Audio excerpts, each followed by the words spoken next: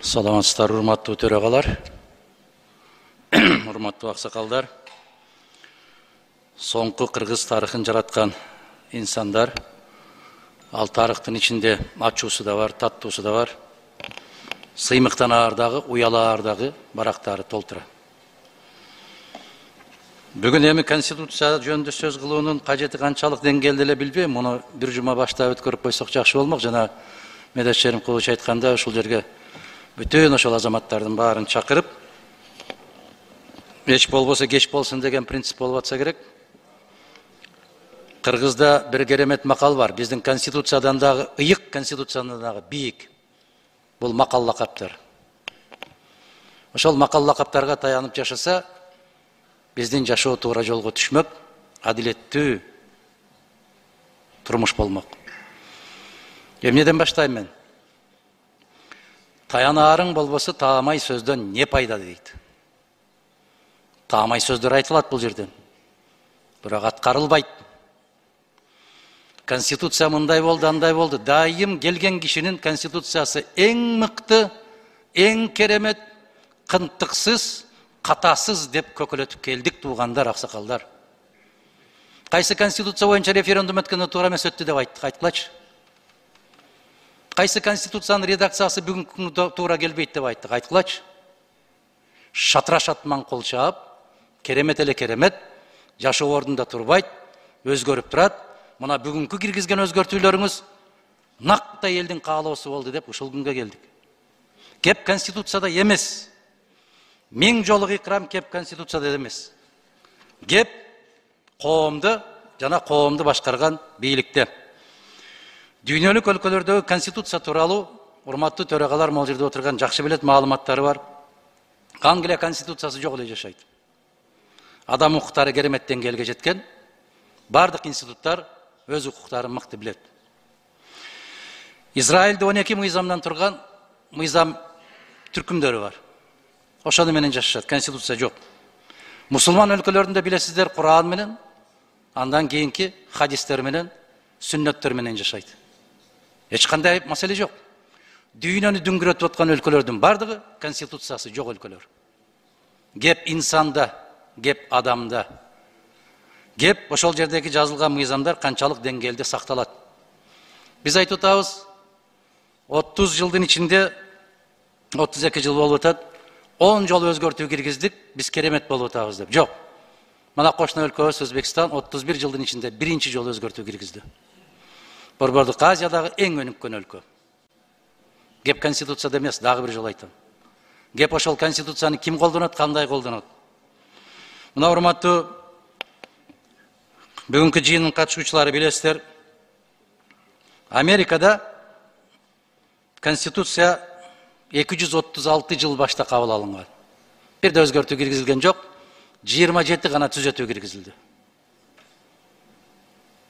236 жылда 27 өзгөртүү түзөтүү киргизилди. 7 гана беренеден турат. Биздин конституция 116 беренеден турат. Эми салыштыргыла. Бийликтин бутактары кандай бөлүнгөн, адам укуктары кандай сакталган, жана башка адам укуктары жөнүндө кеп кылалы. Биз конституциянын тегерегинде сүйлөйлү. Конституциянын 53-чү беренеси. Ар бир адам конституцияда жана мыйзамдарда тыюу салынбаган ар кандай аракеттерди жана ишмердүүлүктү жүргүзүүгө укуктуу. Ошол укук барбы Кыргызстанда? Көрсөткүлө. Жалгыз мен көрбөй калсам, мени жетелеп барып көрсөтүп койгула. 53-чү берененин 3-чү пункту. Ар бир адам конституцияны жана мыйзамдарды сактоого, башка адамдардын укуктарын, эркиндиктерин, абийирин жана ар намысын урматтоого милдеттүү.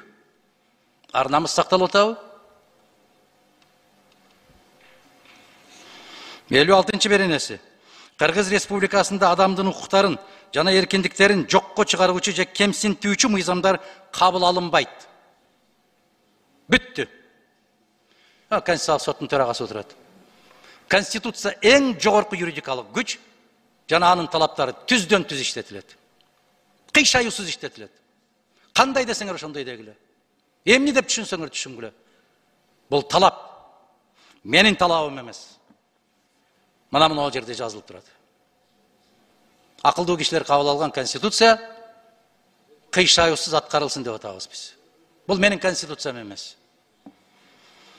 Кемсинтүүгө жана мыйзамды кабыл алууга мүмкүн эмес дейбиз. Керек болсо ар кандай сөздөр да чыгып кетип атат. 59-берененин 6-пунктунун 2 абзацы. Билип туруп атайын мыйзамсыз жана негизсиз кармоо же камакка алуу аныкталган учурда кызмат адамдарды жазык жоопкерчилигине тартылат деп атат. Бизде 30 жылдын ичинде бир киши тартылдыбы? Канча киши айыпсыз камакка алынды? Канча кишинин күнөөсү далилденбей туруп абакта жатат? Жылдап жатып атат. Мына жерде кыйноого каршы улуттук борбордун директору отурат, Бакыт мырза. Ар сайын биздин жогорку кеңештин кулагына күмүш сырга кылып тагып атат. Эл эзилип бүттү деп атат. Кыйноолор болуп атат деп атат.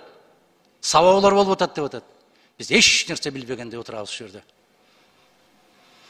Адилет сөзүн айтпаса аксакалдан не пайда дейт. Мен эң жаш депутат элем кезинде. Азыр ушул парламенттин аксакалдарынын бири болуп калдым. Мен бул адилет сөздү айтышым керек.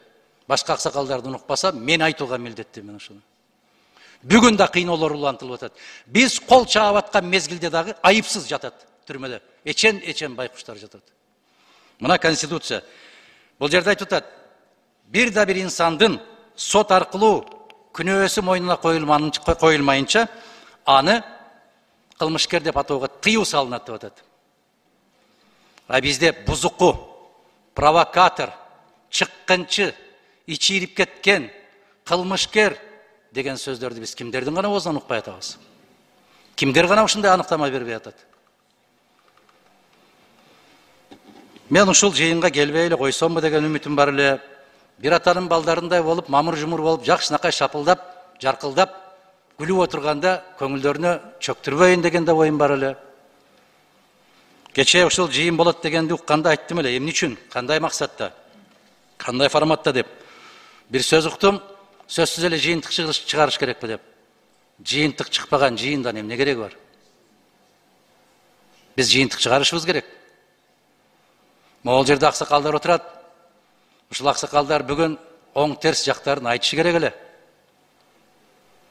Но керемет сөз айтты, укмуш сөз айтты, ушунусун аябай сулуу айтты деп бардык президенттерди узаттык го. Узаткандан эртеси анан чекилик кетирген экенин айттык го. Мен бүгүн айтам.